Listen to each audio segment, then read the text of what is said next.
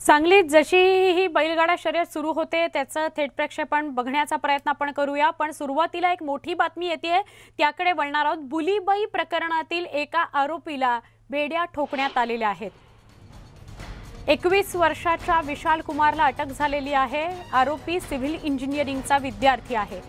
एका महिला आरोपीला उत्तराखंडमधून अटक झालेली आहे। आरोपी विशालला बेंगलोरमधून अटक झाली आहे। प्रकरणातील आणखी आरोपींचा शोध सुरू आहे। बुली हे एक ॲप होतं ज्या ॲपवर महिलांचे मॉर्फ केलेले फोटो टाकले जायचे आणि बोली लावली जायची।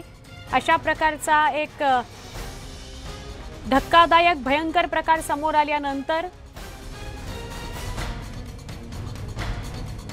या प्रकरणाच्या चौकशीला सुरुवात झाली। आमचे प्रतिनिधी अजित मांढरे यांच्याकडून अधिक माहिती घेऊया। अजित, काय अपडेट? अजून एकाला अटक झाली आहे या सगळ्या प्रकरणात?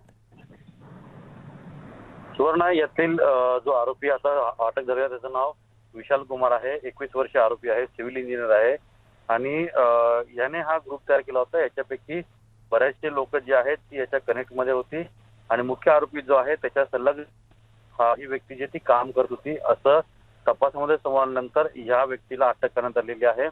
मुंबईतल्या सायबर सेलनं त्याला अटक केलेली आहे। नुकतंच त्याला बँड्रा कोर्टात हजर करण्यात आलेलं आहे। आता कोर्टाने याला सायबर पोलिसांची कोठडी दिली की नाही हे अजून स्पष्ट झालेलं नाहीये, कारण अजूनही सुनावणी सुरू आहे। साधारणपणे लोकांचे फेक प्रोफाईल तयार करायचे, त्यांचे फोटोज अपलोड करायचे आणि त्यांच्याविषयी अश्लील वक्तव्य करायची, अशा पद्धतीचं सगळं हा रॅकेट होतं आणि हे सोशल मीडियावर प्रचंड व्हायरल होत होतं।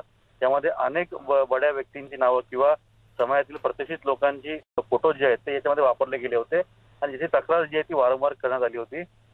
खरं तर हे प्रकरण आधी देखील झालं होतं, त्यावेळी त्याचं नाव बदलून बुलीबाई नाव जे आहे त्याचं ठेवलं होतं आणि तिथून हा सगळा प्रकार सुरू झाला होता। नक्की दुसऱ्यांदा हे प्रकरण होतंय आणि त्याची दखल जी आहे सायबर सेलने यावेळी गंभीरपणे घेतलेली आहे।